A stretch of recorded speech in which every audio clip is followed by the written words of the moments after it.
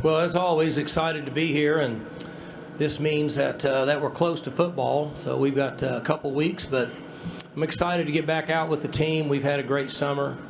Guys have worked hard like always, and it's always fun to get back out there and see where we're at and find out who we are and what direction we need to go. And we've all had a great summer, so I'm just looking forward to getting started in a couple weeks. If you have a question, raise your hand, and we've got one right in the front. Mike, left side. Hello, Coach Gundy. I'm Hayden Farrar. I'm with OUinsider.com of 247 Sports. Obviously, you guys had a fantastic defense last season, which finished 5th overall in total defense. How has the transition gone from Jim Knowles to Derek Mason now? And how are the players responding to him? And with all the super seniors gone, who do you expect to step up for y'all's defense this season? Well, Derek has been fantastic. It's been a smooth transition. He's a first-class person. He understands loyalty and hard work. He has a great relationship with the players. I became interested in him when I found out, well, obviously I knew about his history in being a head coach and being a coordinator, being in successful programs. And so the players have rallied around him, and the transition's been very smooth. Couldn't be more happier. Mike, we'll go second row right in front here. It's Oliver Richardson from Orange Bloods. Hey, Coach, 16 straight winning seasons for you, 11-5, obviously in the bowl games. I think you've had maybe 7 double-digit wins. I'm just curious about the secret sauce, how you've been able to maintain that long-term success, what you've been able to do. We don't really get out of our box much at Oklahoma State. We have a culture and a philosophy and a system we believe in. We believe in being tough. We believe in being mentally and physically tough across the board. We try to put our players in situations that game days are not anything like what they've been through in practice. I've been very fortunate to be around some great administrative support during my career. I've had just a number of young men, obviously, that have contributed a lot and given a lot to Oklahoma State University. And we have great people. Stillwater's a great place to be. It's a comfortable place to be. I'm in a situation now, and we have a new administration that's been aboard for a year. We have a new president. Dr. Shrum is fantastic. Chad Weiber's the athletic director. Makes it even more comfortable than ever. I'm extremely excited about our new commissioner and what he brings to the table. So I think when you put all that together and you kind of understand who you are and what direction you need to go, it allows you to stay in one place a long time. Coach, we'll go right side, about 4 rows back. Hey, Mike. Jenny Carlson with the Oklahoman. You're back where you guys played in the Big 12 title game. It ended right over there. I'm wondering what the residual of the end of last year was for the team, the loss here, but the win in the bowl game. And then with the defense, what's the carryover of just the way they played last year, but now the questions of new coordinators, some different players that'll be out there, especially in the secondary? So like any game, when the game clock expires and the other team has more points than us, it's always difficult. The stage gets bigger. You play in New Year's Day bowls, playing championship games. Anytime you're in that situation, you have one team that has the thrill of victory and the other team has disappointment. And it never goes away. Still to this day, at times when I wake up in the middle of the night, games such as a championship game will come across my mind, more so than even games where we had a lot of success for whatever reason. But our team is resilient, as you could see. They went in and beat a very good Notre Dame football team on the big stage. Did it without our defensive coordinator. Our defensive coaches rallied together, put the pieces together at halftime, and played very well in the second half. And then, obviously, offensively, we churned out a bunch of points. We made plays at the end of the game. So our team's in great shape now. They're excited about the start, as I said earlier. And we've got seniors. We have mature players that understand the commitment and what it takes to be successful, and they're instilling those values in our younger players. Coach, we'll go left side right there, Brian. Hey, Mike. Brian Davis, Austin American Statesman. Now that you've had a full year to... You have to raise the mic up a little bit. You got me. There you go. Now that you've had a full year to think about it, what do folks at in Stillwater. Think about Oklahoma's move to the SEC. How has that affected your recruiting with an SEC school trying to recruit the same players you want to go after? And what do you envision of the future of Bedlam going forward? Well, the future in Bedlam is a year or two left. I mean, that's the future of Bedlam, based on somebody else's decision. Recruiting for us hasn't really changed a lot. You know, it's interesting with young people now. I'm not sure. You might be able to take a poll of the top 250, 300 recruits in the country and ask them if they know. For example, you could throw out what conference is Purdue in or what conference is Wake Forest in.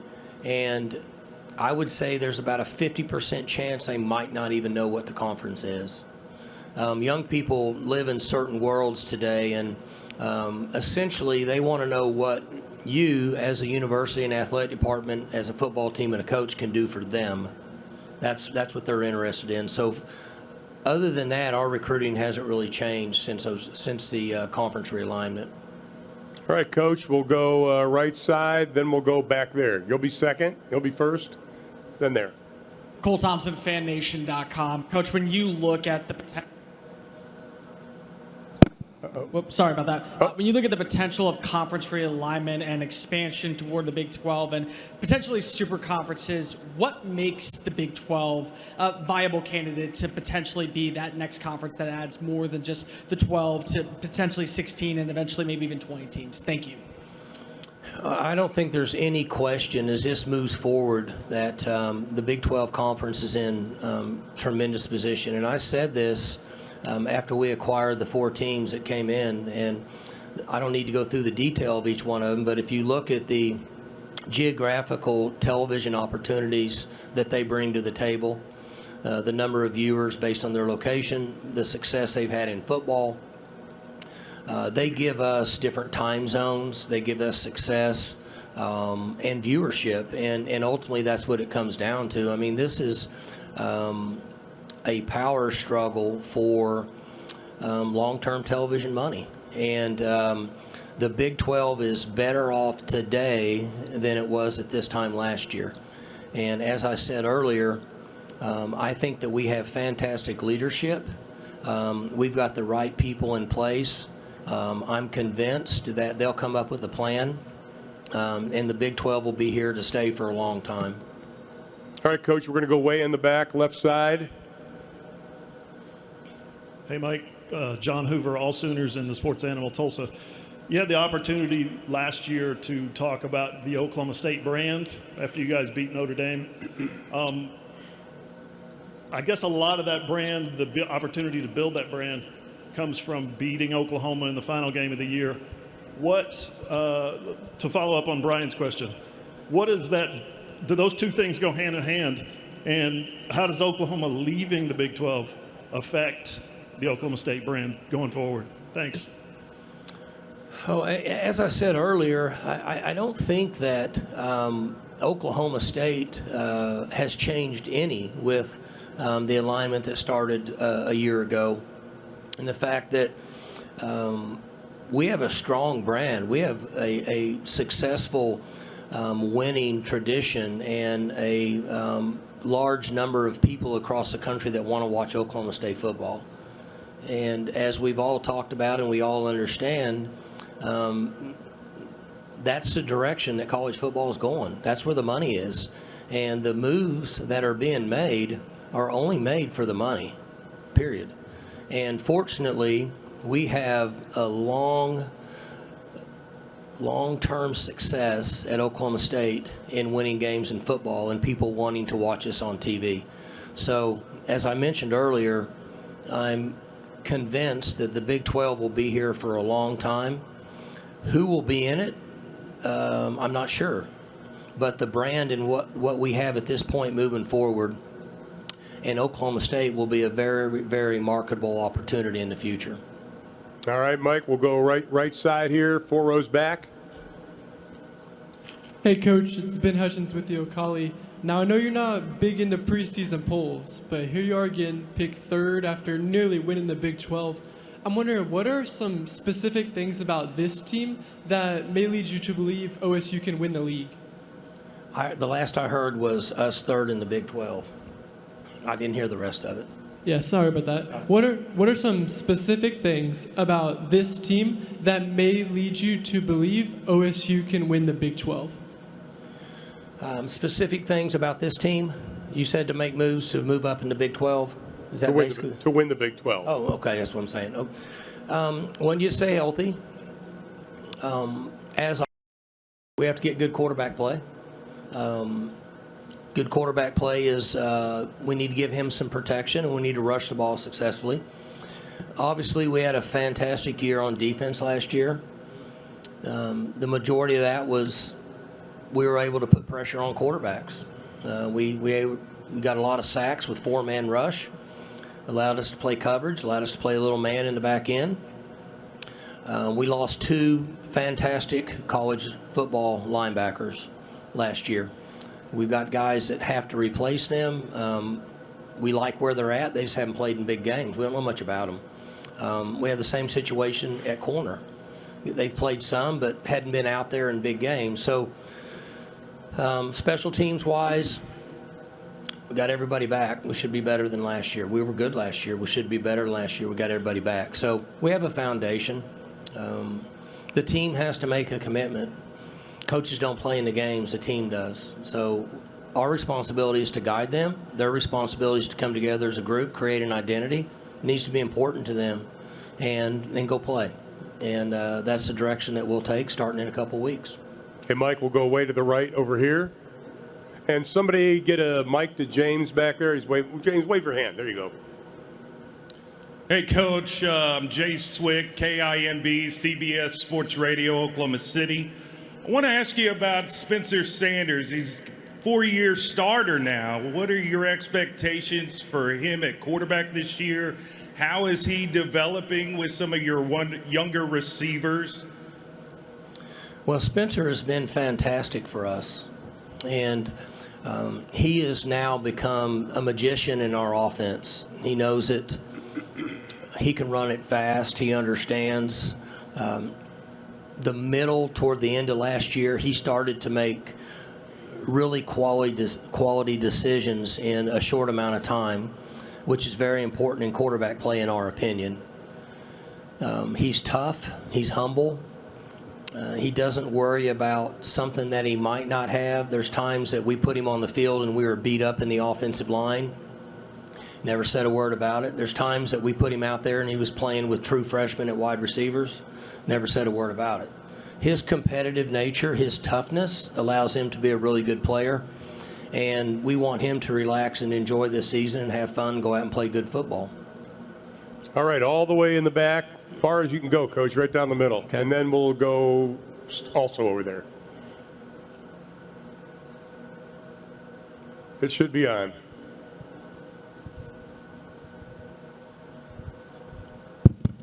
All right, good afternoon, Coach. Darryl Brown, KSWO, Channel 7 News in Lawton, Oklahoma. My question is about Spencer Sanders. How have you seen his development as a leader this spring? Well, some of the things I mentioned earlier is what he does to lead our team, in that when things aren't always perfect, he competes and he fights. We ask him to run, he runs. We ask him to play fast on offense, he plays fast on offense. And he has the ability to get players to rally around him because of the way that he plays. At times he can be vocal, and then at times he's not vocal. But he's a humble young man. He's extremely competitive, and he's tough. And that gives him a chance to have success on every Saturday. All right, Coach, we'll go right in the middle here, waving a hand right Okay. there. Hey, Coach. Ryan Swankowski, Texas Student Television. You guys are 11-1 in your past 12 home games dating back to 2020, and last season you were 7-0 at home. Can you just touch on the culture and the importance of the fans at Oklahoma State these past few seasons especially? We have a fantastic fan base. We have our paddle people, and I've said this before, we have a football stadium that gives you the college basketball arena feel. The fans are right down on the field. We're currently in a $40 million renovation on our stadium and field turf and such. I wouldn't change where we're at for anything. There's just something special about playing on that field and in that stadium. And our players embrace it, our fans embrace it. And it continues to get better each year. The fans, the people that show up Friday mornings, Friday nights, Saturday mornings before the game, we have around 35,000 tailgaters now in Stillwater. We have a walk that our players walk through the tailgaters. And then, of course, on game day in the field. And so it's a special place. It's a perfect size and a perfect setting for college football. All right, James, we're going to go all the way back to you, then we'll get to you, Barry. James Hale, CBS Sports Radio, 105.3 HD1. Mike, you have Presley, who's a tremendous skill player for you. You have another Presley coming. Talk about your skill guys on offense, because they're pretty exceptional coming into the year. We've been fortunate at Oklahoma State for years to be able to find skill players that can make a play with the ball in their hands. You mentioned Presley. He's been fantastic for us, made big plays for us. Younger brother Braylon's coming in. Point in their careers, the two guys returning the kickoff will both be Presley's.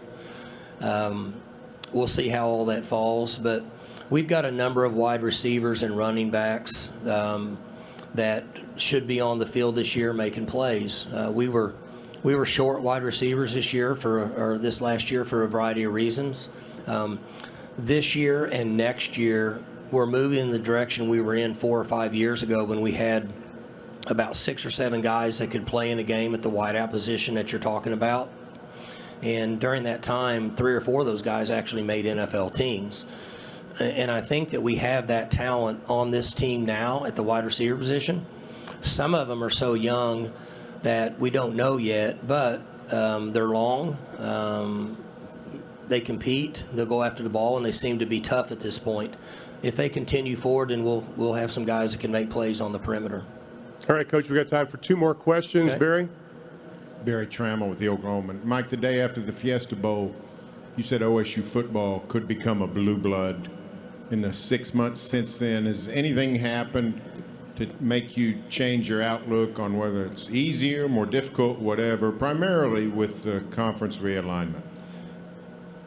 Well, we all know, conference realignment, it's kind of almost the old Karen Carpenter, we've only just begun concept. I think it's just getting started, in my opinion. For Oklahoma State football, and then I would say me personally, with the administration, with Dr. Shrum and Chad Weiberg, our working relationship over the last 6 months, which was really their second 6 months in their new jobs, has been fantastic. So we're all pulling the same direction. And there's a lot of talks and vision and plans for Oklahoma State athletics and Oklahoma State football to continue to grow. And I think that's what we have to do. We're all aware of the direction that college sports is going, particularly football, and we can't sit around and watch other people grow. We have to grow it ourselves. The blue blood that I had mentioned was the direction that I would like it to be. And someday, I'm not going to be the coach at Oklahoma State. I'll just be going and watching games. And when that happens, I want Oklahoma State to be in that position. So it's going to take a lot of continued hard work. It's going to take commitment from administration at the top, Chad Weiberg, Coach Gundy, and everybody else involved, donor support. There's a lot of moving parts, but I am very comfortable, and I am 100% convinced that we have the right people in place to make it happen. It's not an easy process, but it can happen, and I think we're moving in the right direction. All right, Mike. Over 40 years in the business, first time I ever heard a Karen Carpenter reference at a football press conference. Well, I like the Carpenters, and I heard that song the other day, and the first thing I thought about was conference realignment.